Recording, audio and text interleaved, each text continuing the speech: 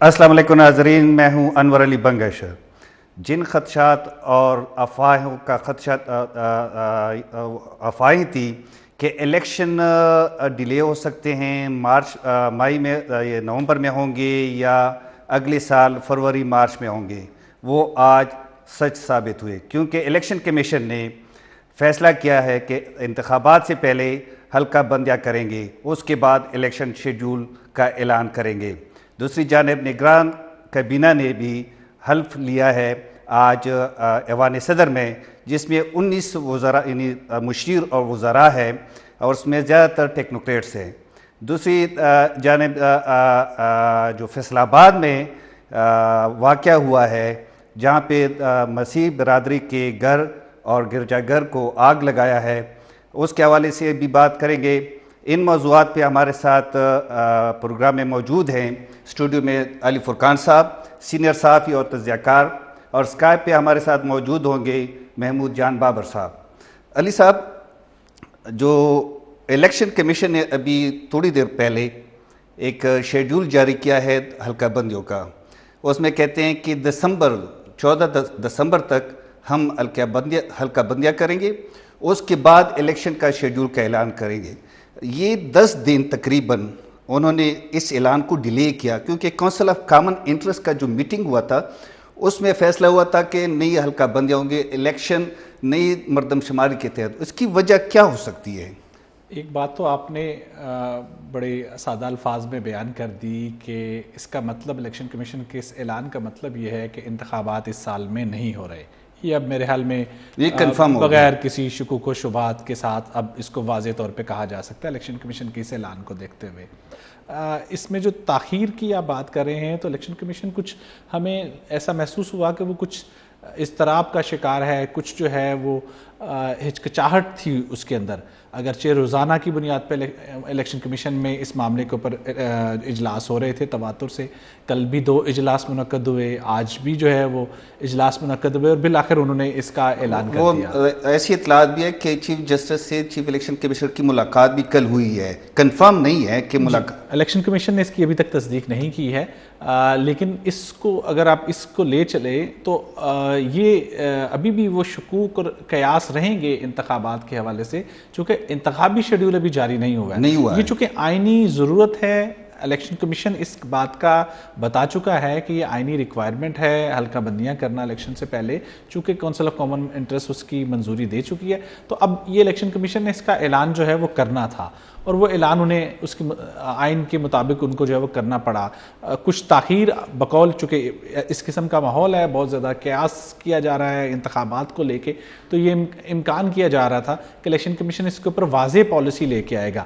آپ نے دیکھا کہ کچھ سیاسی رہنما بھی الیکشن کمیشن سے یہ تقاضا کر رہے تھے کہ وہ اس کے اوپر آئیں، کچھ تاخیر ہوئی، لیکن بہرحال یہ چونکہ آئینی تقاضا تھا، یہ اس کے اوپر آ گئے ہیں۔ ایک بات واضح ہے کہ الیکشن اس سال میں نہیں ہو رہے ہیں، آئندہ سال میں چلے جائیں گے۔ دسمبر کا وہ خود کہہ رہے ہیں الیکشن کمیشن کی حلقہ بندیاں دسمبر میں جو ہے وہ اس کو کمپلیٹ ہوگی، اس کے بعد یقینی طور پہ انہیں کچھ وقت لگے گا، 2 مہینے تقریباً الیکشن کے لیے، کہ وہ جو ہے الیکشن شیڈیول کی طرف جائیں۔ تو یہ اس سال کی حد تک تو یہ بات واضح ہے، اگلے سال دیکھتے ہیں کہ کیا۔ نہیں، وہ تو کہتے ہیں کہ یہ آئینی تقاضا ہے۔ آئینی تقاضا تو یہ بھی ہے کہ 90 ڈیز میں آپ نے الیکشن کرانے ہیں، تو وہ آئینی تقاضا پھر نہیں ہے، کیونکہ جو آئین کہتا ہے آرٹیکل 51 جو کہتے ہیں کہ آپ نے جو نیشنل اسمبلی کی سیٹ ڈسٹریبیوشن ہے وہ نئی مردم شماری کے تحت کرنی ہے۔ الیکشن ایکٹ میں پھر مردم شماری کا جو سارا پروسیس ہے وہ اس میں ہے، لیکن آئین میں تو یہ بھی کہتا ہے کہ آپ نے 90 ڈیز میں الیکشن بھی کرنا ہے۔ تو جو سپریم کورٹ میں پٹیشن ہے تو وہاں سے تو پھر کوئی چیلنج آ سکتی ہے الیکشن کمیشن۔ یہ بڑی دلچسپ بات ہے۔ ایک آپ کی کانسٹیٹیوشن کی ریکوائرمنٹ ہے، ایک لیگل ریکوائرمنٹ ہے۔ یہ سوال میں نے الیکشن کمیشن کے ایک ممبر سے پوچھا، اچھا، اور ان سے میں نے یہی بات کی کہ یہ 90 دن کی تو آئینی ریکوائرمنٹ ہے، یہ جو آپ حلقہ بندیوں کی یہ بات کر رہے ہیں یہ لیگل ریکوائرمنٹ ہے، تو کانسٹیٹیوشن کو جو ہے وہ پریویل کرنا چاہیے اس کو اوپر۔ تو انہوں نے کہا کہ کانسٹیٹیوشن ریکوائرمنٹ کی امپلیکیشن نہیں ہے، اگر ہم نے یہ حلقہ بندیوں کی لیگل ریکوائرمنٹ کو پورا نہ کیا تو ہم بہت ساری اس کی امپلیکیشنز ہوں گی۔ تو یہ انٹرپریٹیشن جو ہے وہ الیکشن کمیشن اس کو اس طرح سے لے رہا ہے. الیکشن کمیشن کے ایک ممبر سے میں نے جب یہ سوال کیا تو انہوں نے یقیناً اس اپنا ان کا آف دی ریکارڈ یہ بات چیت تھی, تو لیکن یہ ان کی امپلیکیشن یہ ہے جو آپ کہہ رہے ہیں اس کی تعبیر الیکشن کمیشن اس طریقے سے لے رہا ہے. اچھا محمود جان بابر صاحب, جو سپریم کورٹ میں ایک پٹیشن آئی ہے سپریم کورٹ بار ایسوسی ایشن کی طرف سے کہ نئی حلقہ بندیوں کا کی منظوری جو ہے اس کو کالعدم قرار دیا جائے اور الیکشن کمیشن کو 90 ڈیز کے اندر تاریخ دینے کا حکم دیا جائے, تو کیا چیف جسٹس صاحب اپنے ریٹائرمنٹ سے پہلے کوئی ایسے احکامات جاری کر سکتے ہیں؟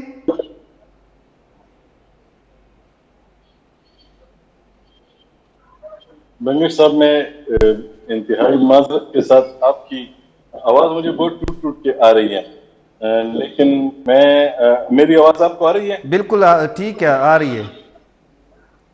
آپ کی آواز مجھے ٹھیک طریقے سے نہیں آئی, لیکن میں پھر بھی یہ جو آپ لوگ آپس میں بات کریں, میں کچھ اندازے سے جو اسے سمجھ رہا ہوں اس میں میں ذرا اس پہ ہی بات کر سکتا ہوں, کیونکہ مجھے آپ کی آواز کی سمجھ. اچھا بابر صاحب, میں پوچھ رہا تھا کہ سپریم کورٹ میں ایک پٹیشن ہے الیکشن کے حوالے سے اور مردم شماری کے حوالے سے, تو جو پہلے بھی فیصلے آئے تھے جاب الیکشن کے حوالے سے, تو اس دفعہ بھی سپریم کورٹ الیکشن کمیشن کو کوئی حکم دے سکتی ہے کہ آپ 90 ڈیز میں الیکشن کرائیں؟ جی دیکھیں, ایک بات تو آپ اور ہم سب کو سمجھ آنی چاہیے کہ یہ جو اس وقت انتظامات ہو رہے ہیں پاکستان میں, جس طریقے سے حکومت بنی ہے اور جس طریقے سے لوگ آئے ہیں, اور جو ان کے حوالے سے اختیارات کی بھی بات ہو رہی ہے کہ ان کو اختیارات بھی کچھ دیے گئے ہیں, تو اس سے ایک بات تو کچھ واضح ہوتی ہے کہ الیکشن اتنے جلدی ہوتے ہوئے نظر نہیں آ رہے, اور یہ لگ بھی رہا تھا پہلے سے ہی کہ شاید یہ الیکشن جلدی نہ ہو. اس کی اپنی بھی بہت ساری کچھ وجوہات ہیں. سپریم کورٹ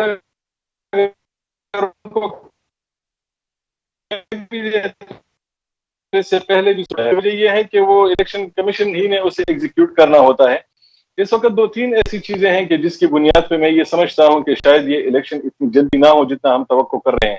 کچھ لوگ یہ کہتے ہیں کہ سینٹ کے انتخابات اگر بر وقت نہیں ہوں گے تو سینٹ ادھورا رہ جائے گا, تو اس کی بھی پاکستان میں مثالیں موجود ہیں. 90 دن کے انتخابات کا کہا جاتا تھا, 11 سال انتخاب نہیں ہوتے تھے, اور ہوتے بھی تھے تو بس وہ جیسے ہوتے تھے وہ بھی آپ کو یاد ہے. تو اس وقت جو صورتحال ہے وہ میرا خیال ہے کہ وہ تھوڑی سی ڈیفرنٹ ہے. وہ اس وقت ایک ہمارے سامنے ایک سیاسی جماعت ہے جس کے سربراہ اس وقت جیل میں ہیں, اور ان کے حوالے سے بھی کچھ بہت ساری باتیں ہیں جن کے بارے میں یہ اندیشہ ہے کہ وہ الیکشن سے پہلے ہی ان کا بھی کچھ فیصلے شاید ہو جائیں, ان کے حوالے سے بھی کچھ جو فیصلے ہیں ان پہ عمل درآمد بھی ہو جائے اور ان کا بھی کچھ حل نکلے. اس کی وجہ یہ ہے کہ اگر ایسے ہی الیکشن ہوتے ہیں تو آپ نے دیکھا کہ پشاور میں جو الیکشن کا رزلٹ نکلا, تو اس سے ایک بات تو واضح ہوئی کہ خیبر پختونخوا کی حد تک تو اس وقت شاید وہ جماعت تحریک انصاف جو ہے وہ انٹیکٹ ہے, اس کے لوگ بھی انٹیکٹ ہیں, اس کو ووٹ بھی ملیں گے. تو میرا خیال ہے کہ جب تک وہ مسئلہ حل نہیں ہوتا, اس کے علاوہ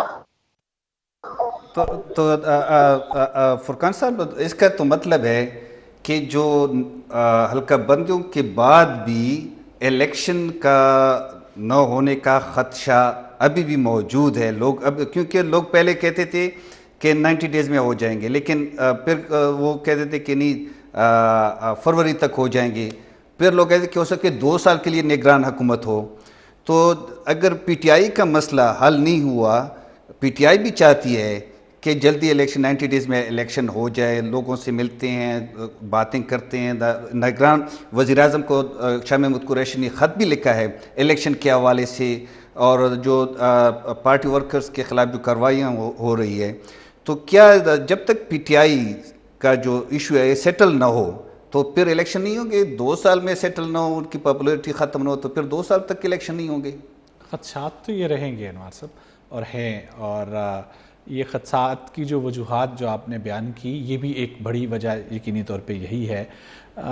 جب تک چیزیں زمینی حقائق جو ہے وہ ان کے حق میں نہیں ہو جاتے تو اس وقت تک الیکشن کے اوپر سوالات جو ہیں وہ رہیں گے.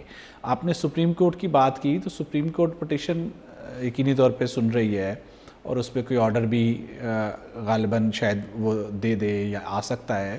لیکن آپ یہ دیکھیے کسی قسم کا ایک آرڈر سپریم کورٹ نے 16 فیبروری کو پنجاب کے الیکشن کا بھی دیا تھا. بالکل 24 مئی کو کرا دیں. اس الیکشن اس آرڈر کا نتیجہ آپ کے سامنے ہے.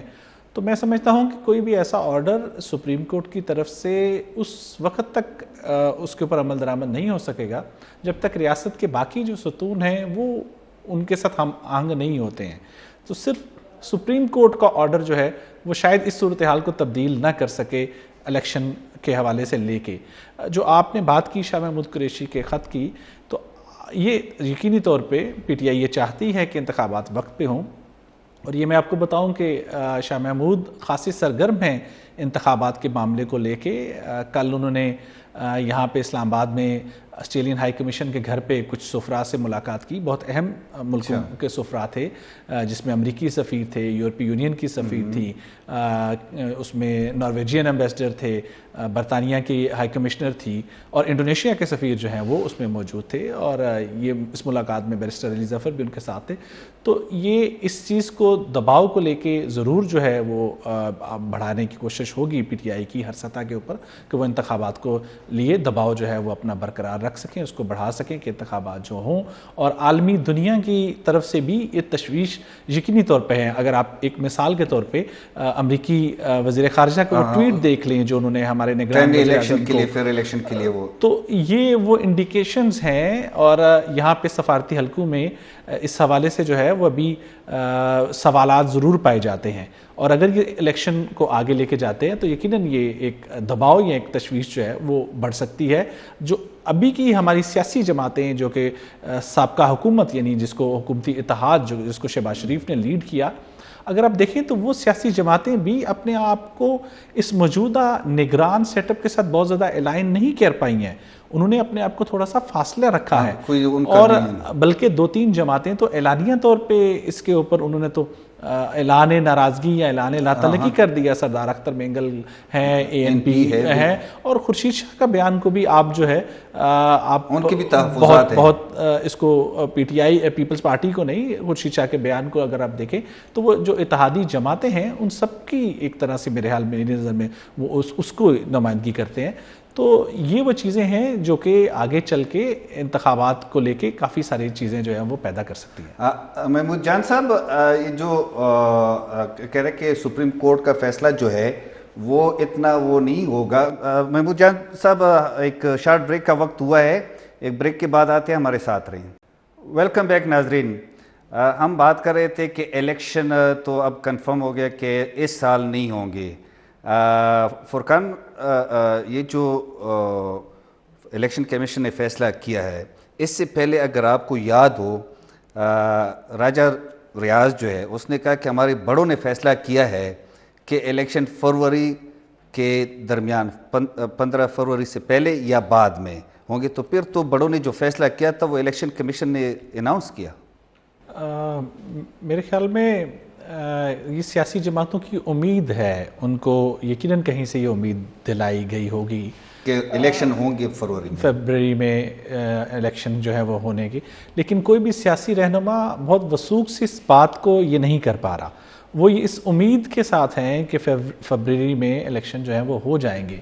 اور اگر آپ تھوڑا سا دیکھیں تو اس وجہ سے بھی وہ وثوق سے نہیں کہہ سکتے کہ ابھی نگران وزیر اعظم کی تقرری کا جو عمل ہے اس میں جس طریقے سے چیزوں کے ساتھ برتاؤ ہوا ہے اور سیاسی جماعتیں جس طرح سے اپنے آپ کو اس نگران سیٹ اپ سے تھوڑا فاصلہ کرتی ہوئی دکھائی دے رہی ہیں, تو یقینی طور پہ ان کے شکوک جو ہیں وہ بڑے ہیں, سیاسی جماعتوں کے بھی, سیاسی رہنماؤں کے, اور مجموعی طور پہ انتخابات کو لے کے. تو یہ بہت زیادہ وثوق سے کوئی آدمی الیکشن کے حوالے سے نہیں کہہ رہا. یہ سینٹ کی الیکشن کی بات کو لے کے یہ امکان ضرور ہے, یہ امید دلائی جا رہی ہے کہ الیکشن سے پہلے عام انتخابات ضروری ہے. جی, بہت سی وجوہات ہیں. سینٹ الیکشن ایک وجہ ہے, کچھ عالمی معاہدے ایک وجہ ہیں.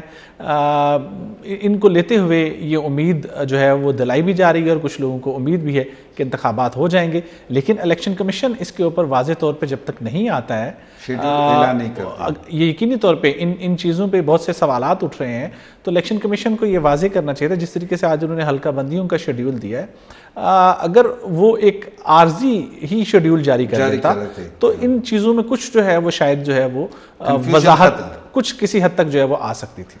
محمود جان صاحب، یہ جو نون لیگ والے، تو پھر تو ان کی جو ایک قانونی ضروریات تھی کہ میاں صاحب آئیں گے ستمبر میں، تو پھر اس کے بعد وہ ضمانت کے لیے درخواست دیں گے، وہ تو ڈائریکٹ جیل جائیں گے، تو ان کے ساتھ جو معاہدہ ہوا ہے، ڈیل ہوئی ہے، تو وہ تو پھر ٹھیک ہے کہ یہ میرے خیال میں الیکشن فروری میں پھر ہو جائیں گے، کیونکہ وہ سمجھتے ہیں کہ فروری تک میاں صاحب کے جو قانونی مشکلات ہے وہ ختم ہو جائیں گے۔ لیکن ایک بات تو سب کو معلوم ہے، اگر میاں صاحب یوں آتے ہیں اور ان کو اتنی آسانی مل جاتی ہے جتنی آسانی کا سوچا جا رہا ہے اور جو لوگ بات کر رہے ہیں، اس سے ایک بات تو واضح ہے کہ وہ جو اس سے پہلے لوگ نظام انصاف کے حوالے سے بھی ضرور اس پہ بات کریں گے، اس کے علاوہ جو جس طریقے سے ان کو باہر بھیجا گیا، ان کو سزا دی گئی، وہ بھی پوری ایک کہانی ہے جو قوم ابھی بھولی نہیں ہے، تو اس لیے یہ شاید اتنا آسان بھی نہ ہو کہ میاں صاحب آ جائیں اور یہ سب کچھ اتنی آسانی سے ہو جائے۔ ابھی بہت ساری باتیں جو ہیں اس کا حل ہونا باقی ہے، کیونکہ میاں صاحب کے آنے سے کتنا فرق پڑ سکتا ہے، یہ بھی ایک سوال ہے۔ اس کی وجہ یہ ہے کہ کیا میاں صاحب کی قبولیت مکمل ہے اس وقت؟ میاں صاحب مقبول تو ہوں گے آنے کے بعد، لیکن قبول ہوں گے یا نہیں ہوں گے، اور کیا وہ بھی اتنا جلدی سب پہ اعتماد کر سکتے ہیں جو انہیں کہہ رہے ہیں کہ آپ آ جائیں سب ٹھیک ہو جائے گا، اور وہ سب بھی اس کے جواب میں اس پہ اتنا ہی اعتماد کر سکتے ہیں؟ کیا یہ جو اعتماد کا لیول ہے دونوں طرف، کیا یہ اس ملک کو لے کے کہیں جائے گا؟ اور اگر ان کو اتنی اہمیت ملتی ہے تو پی ڈی ایم کی جو باقی جماعتیں ہیں وہ کیا سوچیں گی؟ ان کے بھی اپنے لیے کچھ ان کے بھی پلانز ہیں، ان کی بھی باتیں ہیں، وہ کیا چاہیں گے؟ اور اس وقت جو تقسیم پی ڈی ایم ہے، اگر میاں صاحب آتے ہیں تو کیا اس سے اسے کچھ فرق پڑے گا؟ جو ایک دوسرے کے آمنے سامنے اس طرح کھڑے ہیں، اور خیبر پختونخوا میں یہ تقسیم زیادہ واضح نظر آ رہی ہے، تو جو لوگ یہ سمجھتے ہیں کہ میاں صاحب کے آنے سے تمام مسائل حل ہو جائیں گے، ان کے پاس جادو کی کوئی چھڑی ہے، میں نہیں سمجھتا کہ یہ اتنا زیادہ آسان ہوگا۔ اس میں ضرور مشکلات ہوں گی، اور مشکلات جو ہیں وہ یہ ہیں کہ ابھی خالد جماعت ہے پی ٹی آئی، وہ ابھی ختم نہیں ہوئی، وہ ابھی موجود ہے، اس کے جو سربراہ ہیں وہ جیل میں ہیں، اور تو میں یہ کہتا ہوں کہ یہ جو معاملات ہیں یہ اتنے آسان بھی نہیں ہے جتنا ہم سمجھ رہے ہیں۔ پھر دوسری بات یہ ہے کہ جو ہماری معاشی حالت ہے اس وقت، جو دنیا کے ساتھ ہماری ڈیلنگ چل رہی ہے، ہمارے اپنے لوکل مسائل کو تو ہم نہیں دیکھ رہے ہیں، ہمیں تو انٹرنیشنل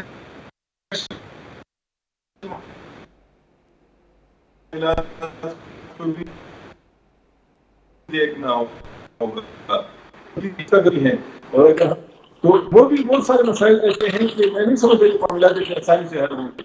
اچھا فرقان بھائی، یہ جو آج نگران کیبنٹ کا تقریباً پہلا مرحلہ مکمل ہو گیا، آپ بھی ایوانی صدر میں تھے، اول تو یہ بتائیں کہ وہاں کا ماحول، وہاں کون کون ہے اس کیبنٹ میں، اور اس میں تقریباً ایک بندے کے علاوہ سارے ٹیکنوکریٹس ہیں۔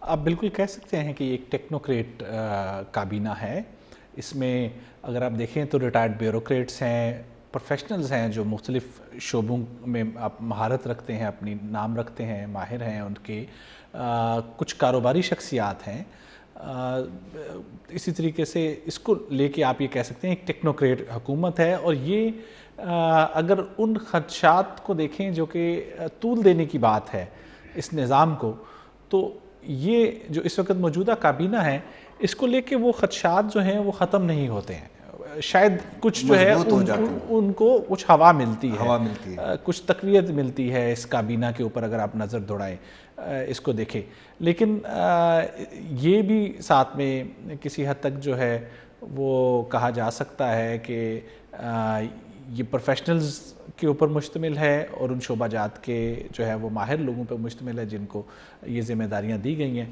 تو یہ اپنے اپنے شعبوں میں کچھ جو ہے وہ ڈیلیور کرنے کی کوشش کریں گے. مجموعی طور پہ اگر کابینہ کی بات کریں تو بہت سی تو جانی پہچانی شخصیات ہیں، لیکن بہت ساری شخصیات ایسی تھی جن کو بہت زیادہ نہیں جانتے تھے. آج تقریباً سبھی سے وہاں پہ ملاقات ہوئی، ان سے احوال لیا گیا. تو ایک جو سوال جو کہ زیادہ تھا وہ یہی تھا وہاں پہ بھی کب تک آپ ہوں گے. ہاں، اور یہ میں نے کچھ لوگوں سے خود پوچھا کہ آپ نے جو حلف اٹھایا ہے یہ کتنے عرصے کا اٹھایا ہے، یہ کیا ہے، تو بہت زیادہ واضح نہیں تھے. جو وزیر اطلاعات ہیں مرزا سولنگی صاحب، انہوں نے البتہ یہ واضح طور پہ کہا کہ ان کی مدت جو نگران حکومت ہے اس کا تعین الیکشن کمیشن کرے گا.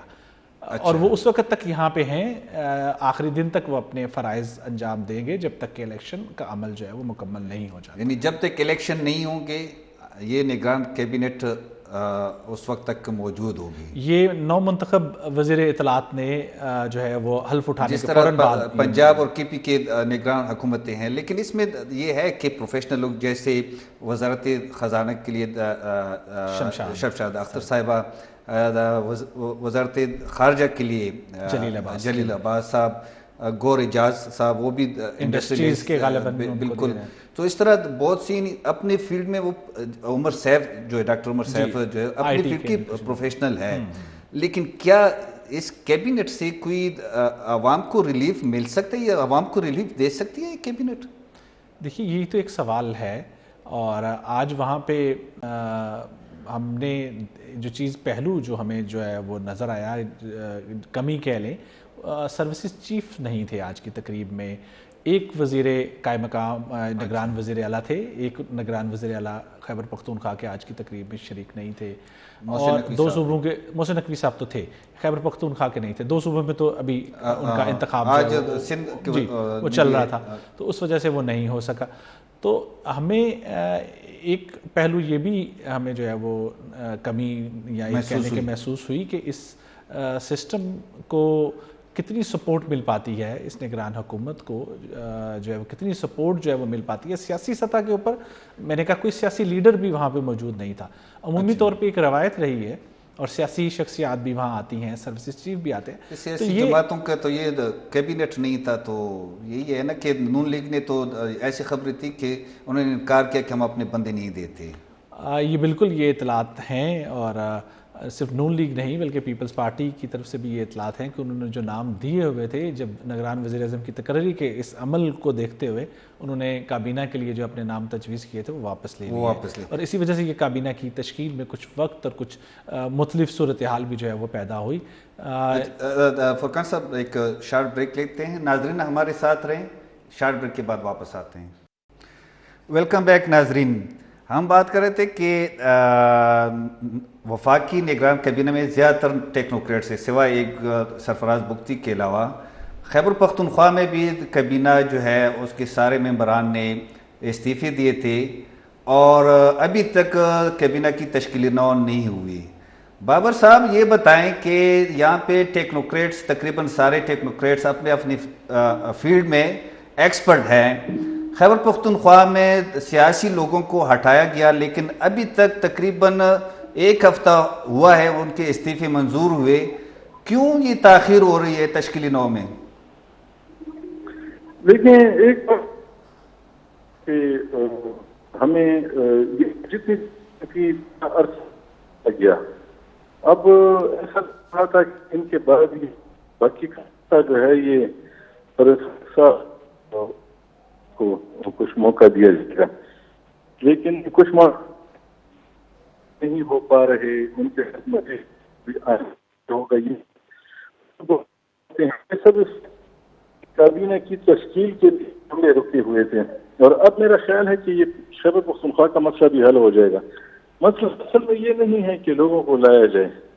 اب شاید بات یہ ہے کہ یہ پہلے یہ طے کرنا ہے کہ کتنے لوگ کتنے عرصے کے لیے سب کچھ ہو رہا ہے.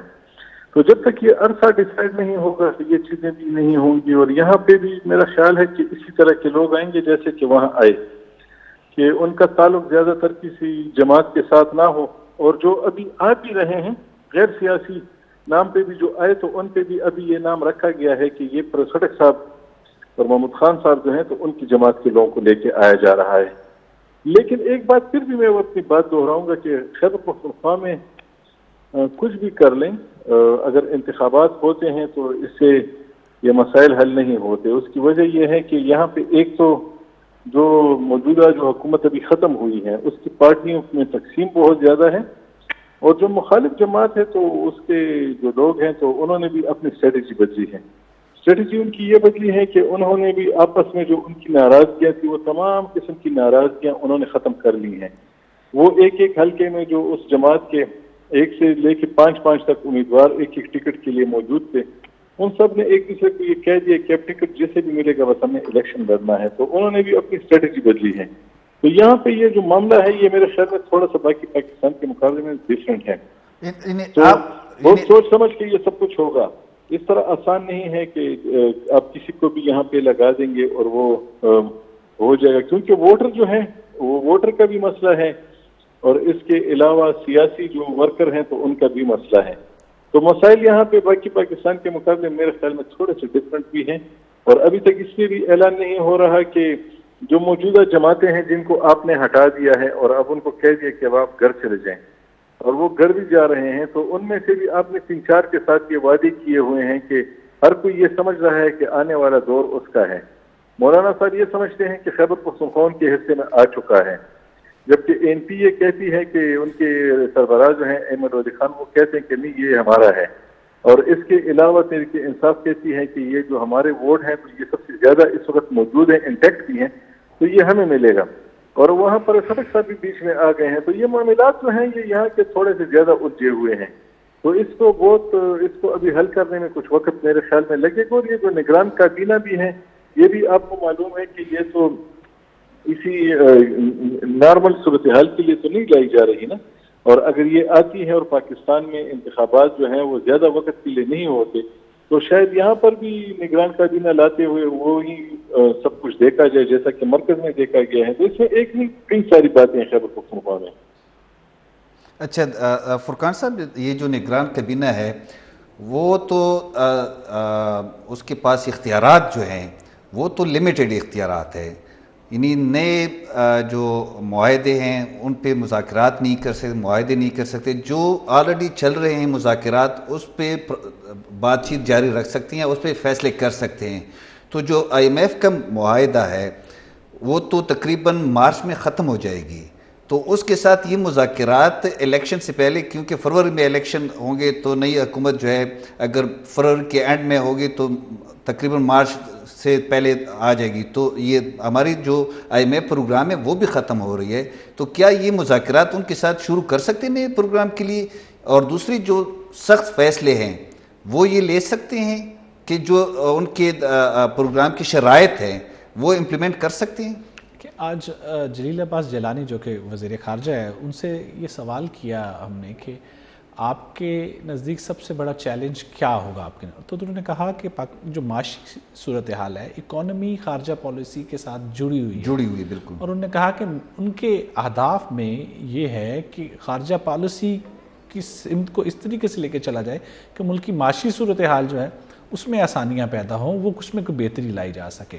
تو یقینی طور پہ یہ ایک بڑا جو چیلنج کہہ لیں اس نگران حکومت کا وہ یہی ہے کہ انہوں نے معاشی صورتحال کو کس انداز میں لے کے چلنا ہے. اور آئی ایم ایف کی جو شرائط ہیں، جو کنڈیشنز ہیں، جو صورتحال ہے اس کے مطابق جو ہے وہ مارچ سے آگے اس سلسلے کو آگے نہیں بڑھایا جا سکتا، طول نہیں دی جا سکتی. لیکن اس ساری صورتحال کی وجہ سے ہی جو ہے یہ امکان ہے یا یہ امید جو ہے وہ بندھی ہوئی ہے کہ الیکشن جو ہے وہ ہو جائیں گے مارچ سے پہلے. لیکن اگر ہم اس کی دوسری طرف دیکھیں تو آئی ایم ایف کے بغیر پاکستان نے پچھلا 1.5 سال گزارا ہے، اور اس صورتحال میں آپ نے دیکھا کہ بہت سارے آپ کے مڈل ایسٹ کے دوست ممالک بھی آپ کی مدد کو نہیں آئے. بالکل. لیکن آپ اس کے باوجود آپ نے 1.5 سال سے زائد کا عرصہ جو ہے وہ گزارا آئی ایم ایف کے بغیر. تو اس صورتحال، اس ایکسپیرینس کو لیتے ہوئے اگر آپ دیکھیں تو آگے کا 1.5 سال بھی شاید پاکستان مارچ کے بعد بھی گزار سکتا ہے کچھ دوست ممالک کی مدد مائنس آئی ایم ایف اور عالمی اداروں کو لیتے ہوئے.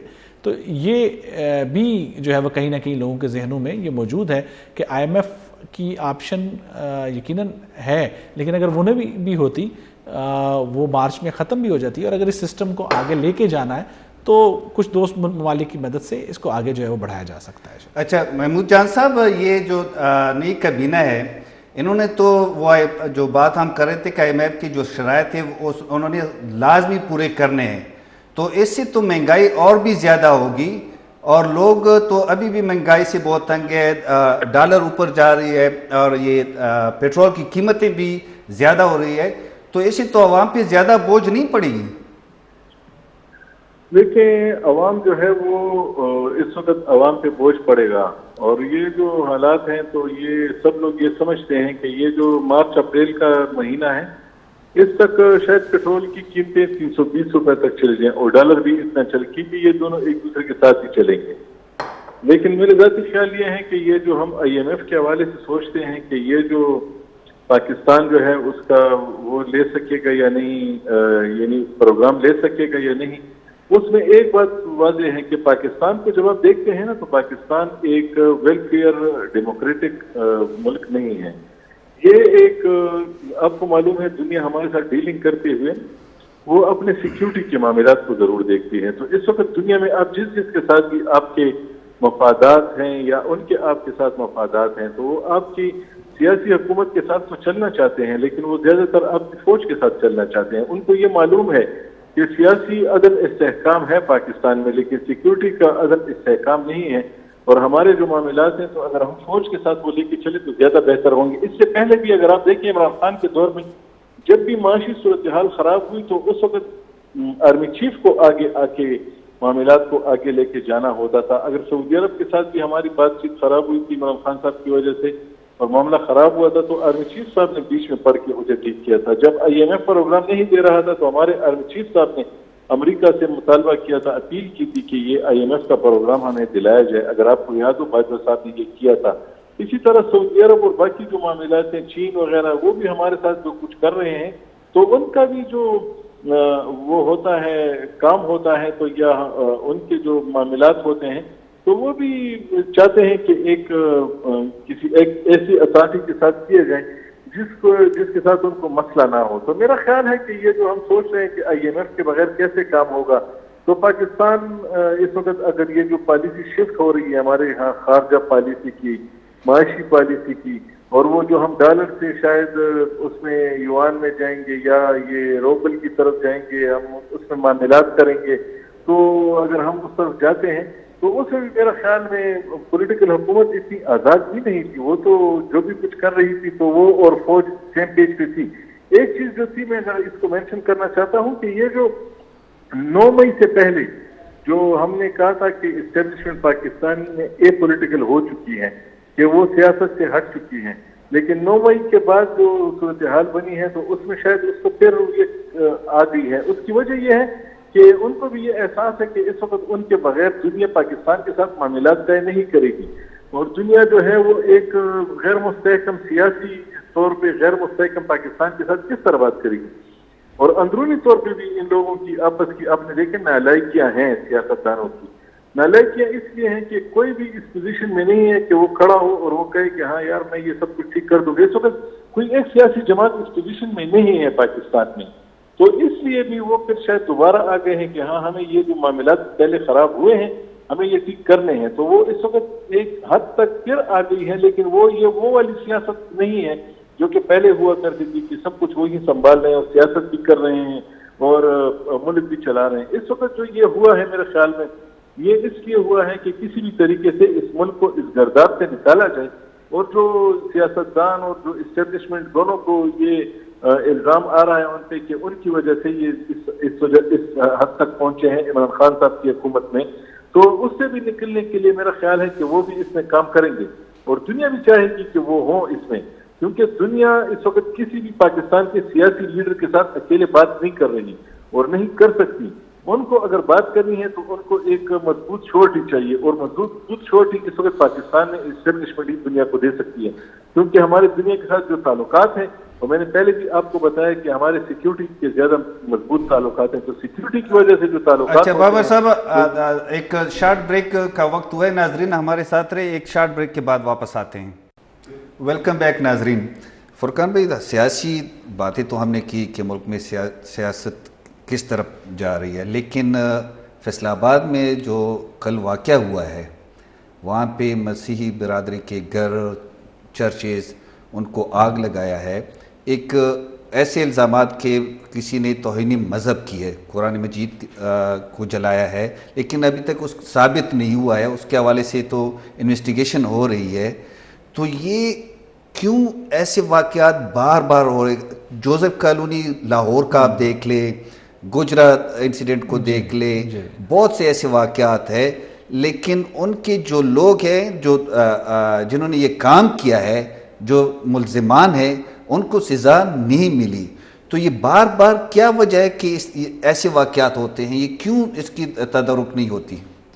یقینی طور پہ انور بھائی یہ ایک بڑا واقعہ ہے, اور حالیہ عرصے میں یہ ایک مذہبی شدت پسندی کی ایک بڑے واقعے کے طور پہ جو ہے وہ آئندہ عرصے میں ہمارے حالات کے اوپر اس کا جو ہے وہ اثر رہے گا. جو آپ نے کہا کہ کیوں جو ہے اس قسم کے واقعات ہر کچھ عرصے کے بعد جو ہے وہ رونما ہو جاتے ہیں, تو یقینی طور پہ ہم نے ان کا تدارک کرنے کی کوشش نہیں کی ہے. یہ جو مذہبی انتہا پسندی کا یہ جو سلسلہ ہے, جو مؤثر ہے, یہ اب بہت پھیل چکا ہے. بہت پھیل چکا ہے. یہ اس حد تک پھیل چکا ہے کہ اب یہ ہمارے جو ادارے ہیں, جو ریاست کے ادارے ہیں, ان کے اوپر بھی جو ہے وہ حملہ آور ہے. ہاں بالکل. اور آپ کے سامنے اگر میں دو مثالیں رکھ دوں کہ جو ہمارے سابق آرمی چیف تھے جنرل قمر جاوید باجوہ, ان کی تقرری کا عمل جب آیا تو اسی قسم کی ان کے اوپر جو ہے وہ حملہ آور ہوا, ایک خاص ان کو جوڑ کے. جو موجودہ آرمی چیف ہیں ان کے اوپر بھی جو ہے وہ یہ مذہبی شدت پسندوں کی طرف سے خاص ان کو جوڑ کے ایک سیاسی مقاصد کے لیے ان کے اوپر.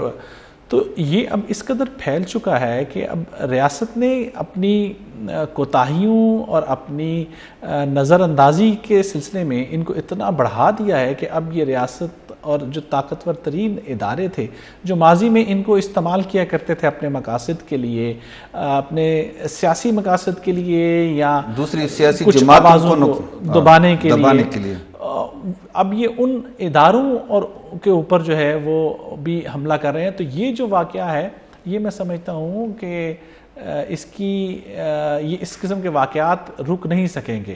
آپ یہ دیکھیے کہ آئے دن کچھ نہ کچھ واقعہ ہوتا ہے. مسیحی برادری کے ساتھ یہ واقعہ کچھ عرصے کے بعد ہوا ہے, لیکن باقی کمیونٹیز کے ساتھ یہ واقعات ہوتے رہتے ہیں. قادیانی کمیونٹی کے ساتھ آئے دن آپ کو واقعات ہوتے ہیں. بالکل. تو یہ ایک اور جو پہلو ہے اس کا وہ یہ ہے کہ ہماری قومی سیاسی جماعتوں نے بھی اس مذہبی شدت پسندی میں اپنا اب رجحان ڈال دیا. ایک دوسرے کے خلاف توہین مذہب کے فتوے دیتے ہیں. سیاسی جماعتوں کے لیڈران جو ہے P T I, P M L N, یہ آپس ایک دوسرے کے خلاف فتوے دیتے تھے. یہ ایک افسوسناک پہلو ہے کہ ہماری قومی سیاسی جماعتیں جو ہیں وہ خود سے شدت پسندی کو کم کرنے کی بجائے اس کے بڑھاوے کا باعث بنی ہیں, چاہے انہوں نے اپنے سیاسی مقاصد کے لیے کیا ہے یا ان کے دباؤ میں آ کے کیا ہے. آپ ایک اندازہ صرف آپ کیجئے کہ جو موجودہ پچھلے 5 سال تھے اسمبلی میں جو مذہبی قانون سازی ہوئی ہے, اس قدر بل آئے ہیں پنجاب میں, اس قدر نیشنل اسمبلی میں قانون سازی ہوئی ہے مذہبی معاملات کو لے کے, جو کہ مطلب جس سے آپ ایک پورے معاشرے کے آپ جو ہے وہ ایک سمت ایک اس کی بدل رہے ہیں. آج جو حلف اٹھایا ہے اس حلف کو اگر آپ دیکھیں تو اس کے اندر آپ کو نظر آئے گا کہ وہ اس حلف کے اندر جو ہے وہ بہت ساری مذہبی چیزیں آپ نے شامل کر دی ہیں. آپ اس میں بہت ساری چیزوں کو اضافہ کر دیا گیا ہے. تو یہ وہ چیزیں ہیں جس سے احساس محرومی بھی بڑھ رہا ہے ہماری اقلیتوں کے اندر. بالکل. اور یہ مذہبی شدت پسندی جو ہے یہ بڑھتی جا رہی ہے, یہ سیاسی جماعتوں کے اوپر بھی حاوی ہوتی جا رہی ہے, اور یہ مذہبی شدت پسندی ہمارے اداروں کے اوپر بھی جو ہے وہ حاوی ہوتی جا رہی ہے. یہ یقینی طور پہ بہت تشویشناک پہلو ہے. بابر صاحب, ہم تو جب انڈیا میں مسلمانوں کے خلاف کوئی حملے ہوتے ہیں, مذمت کرتے ہیں, یہاں پر بھی جب ایسے واقعات ہوتے ہیں جیسے کل کا واقعہ, ساروں نے, سیاسی جماعتیں ہیں, چاہے مذہبی جماعتیں ہیں, حکومتی لوگوں سے لے کے جو جرنلسٹ ہے, ہیومن رائٹس آرگنائزیشن ہے, انہوں نے تو مذمت کی ہے, لیکن کیا یہ صرف مذمت سے یہ مسئلہ حل ہو سکتا ہے؟ دیکھیں منگیش صاحب، اس میں سب سے اہم بات یہ ہے کہ اس سے پہلے جتنے بھی واقعات ہوئے نا، اس میں کسی بھی طرف کے ملزم یا مجرم کو سزا ہوتی تو یہ ایسا نہ ہوتا. بالکل. آپ نے یہاں پہ پکڑی جانے والی خاتون آسیہ بی بی کو لوگ کہتے ہیں کہ خارجہ دباؤ میں باہر بھیج دیا، ٹھیک ہے، اس کا بھی شاید وہ جو بھی طریقہ تھا چلیں اس کو بھی چھوڑیں، لیکن نہ تو ابھی تک کسی وقت پہ کسی توہین کرنے والے کو سزا ملی، نہ ہی کسی ایسے شخص کو سزا ملی جس نے خود قانون ہاتھ میں لے کے کسی کو سزا دی، جس طرح کل لوگوں نے کیا. دونوں فریقین کو آج تک کوئی ایسی سزا نہیں ملی جس کی وجہ سے یہ سب کچھ ہو رہا ہے. پھر دوسری بات یہ ہے کہ آپ نے ملک میں ایک نیشنل ایکشن پلان جو ہے اس کو بنایا تھا. اس نیشنل ایکشن پلان میں سب سے خطرناک جو چیز ہے وہ لاؤڈ اسپیکر کا استعمال ہے. کل آپ نے دیکھا کہ لاؤڈ اسپیکر کا استعمال ہوا. ایک ایسا شخص جس کو شاید یہ بھی نہیں پتا تھا کہ یہ ہوا کیا ہے، اس نے آ کے لاؤڈ اسپیکر پہ کہا کہ جی لوگ نکلیں اور لوگ آئیں اور لوگوں کے گھروں کو جلائیں. یہ لاؤڈ اسپیکر جو ہے میں خود اس بات کا قائل ہوں کہ اسے آپ ہیرے جواہرات سے بھی زیادہ محفوظ کر کے رکھے مسجد میں تاکہ کوئی اس تک پہنچ نہ سکے. لیکن اس وقت جو لوگوں نے اعلانات کیے اور وہ اعلانات ہوئے اور لوگوں نے آ کے یہ سب کچھ کیا، تو آپ کا نیشنل ایکشن پلان کدھر ہے؟ پھر تیسری بات یہ ہے کہ یہ جو معاشرہ ہمارا ہے، یہ پچھلے 30-40 سالوں میں افغانستان پہ روس کے حملے کے بعد سے جس طریقے سے ہم نے اس کی اسلامائزیشن کی تھی، اور اس میں ہم نے ہر کسی کو یہ کہا تھا کہ تم حق پہ ہو، یہ باقی والے جو ہیں یہ تو غلط ہیں، اور جس طریقے سے ہم نے ان کو استعمال کیا، ہم نے حکومتوں نے انہیں استعمال کیا، اور کس فقے اور کس فرقے کو ہم نے کسی کے دوسرے کے خلاف استعمال کیا. بہت سارا کام ہونا باقی ہے. ہم نے اپنے نصاب میں بھی چیزیں ٹھیک کرنی ہیں، ہم نے اپنے لوگوں جو پکڑے ہوئے ہیں ان کو بھی سزائیں بھی دینی ہیں. 1 2 3 کو مثالی سزا دیں گے تو یہ مسئلہ حل ہوگا.